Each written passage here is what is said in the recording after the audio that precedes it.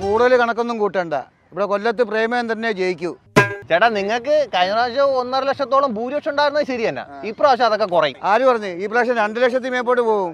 ഇയാൾ എന്താ കൂട്ടിക്കൊണ്ടിരിക്കുകയെന്ന് പറയുന്നത് ഇവിടെ? കഴിഞ്ഞ പ്രാവശ്യം 1.5 ലക്ഷത്തോളം ഭൂരിപക്ഷം ഒക്കെ കിട്ടി. പക്ഷെ ഇപ്രാവശ്യം അത് കുറയും. ഇല്ല, കൂടും. ഈ 2 ലക്ഷത്തിലും വോട്ടിലോട് ഭൂരിപക്ഷത്തോട് പ്രേമേന്ദ്രൻ ജയിക്കും ഇവിടെ കൊല്ലത്ത്. കഴിഞ്ഞ പ്രാവശ്യം 1,48,000 മുകളിൽ വോട്ടുണ്ടായിരുന്നു. ഈ പ്രാവശ്യം അതിൽ കുറയും. ആര് പറഞ്ഞു?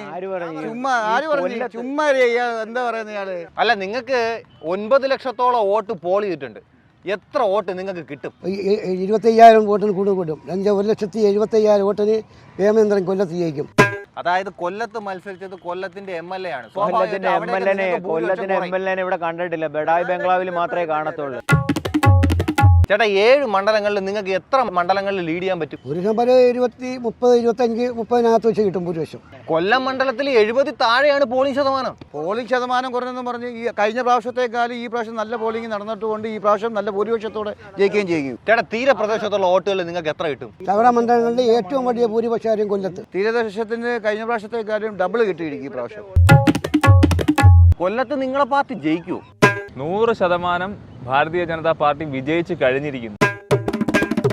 നിങ്ങൾ എത്ര ഭൂരിപക്ഷത്തിൽ ജയിക്കും? 25,000 ഭൂരിപക്ഷം കിട്ടും. 100%. കഴിഞ്ഞ പ്രാവശ്യത്തെക്കാളും എത്ര വോട്ട് കൂടുതൽ കിട്ടും നിങ്ങൾക്ക്? നമുക്കൊരു ബാക്കി മുന്നണികളെ പ്രത്യേകിച്ച് ഒരു 25% വോട്ട് വർധനയോടെ നമ്മൾ വിജയിക്കും. ഓരോ മണ്ഡലത്തിലും എത്ര വോട്ട് കിട്ടും? എങ്ങനെയായാലും ഒരു 4,000, 5,000 ഇടയ്ക്ക് കിട്ടും.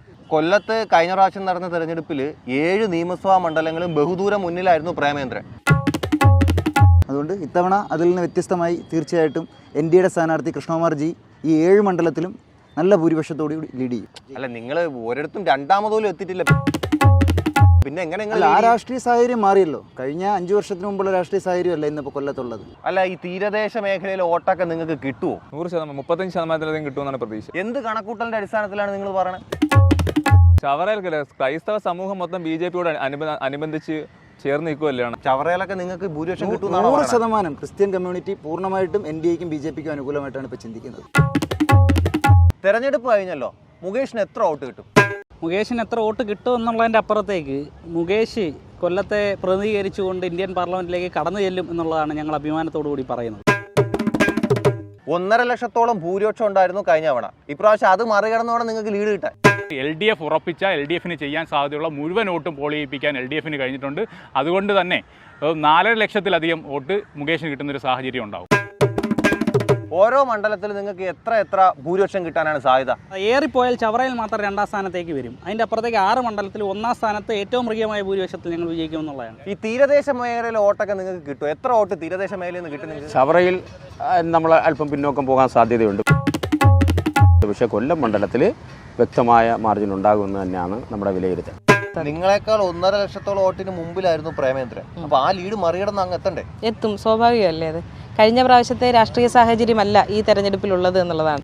ഇവിടുത്തെ MLA ആയ മുകേഷിന്റെ മണ്ഡലമായ കൊല്ലത്ത് പോളിംഗ് കുറഞ്ഞില്ലേ? പോളിംഗ് ശതമാനം കുറഞ്ഞത് LDFനെ ബാധിക്കാൻ പോകുന്നില്ല. LDFന്റെ വോട്ടുകൾ, LDFന് ഉറപ്പായും ലഭിക്കുന്ന വോട്ടുകളെല്ലാം പോൾ ചെയ്തിട്ടുണ്ട്. ശരി, കണക്കൂട്ടലൊക്കെ നടക്കട്ടെ. ജൂൺ 4 കാണാം.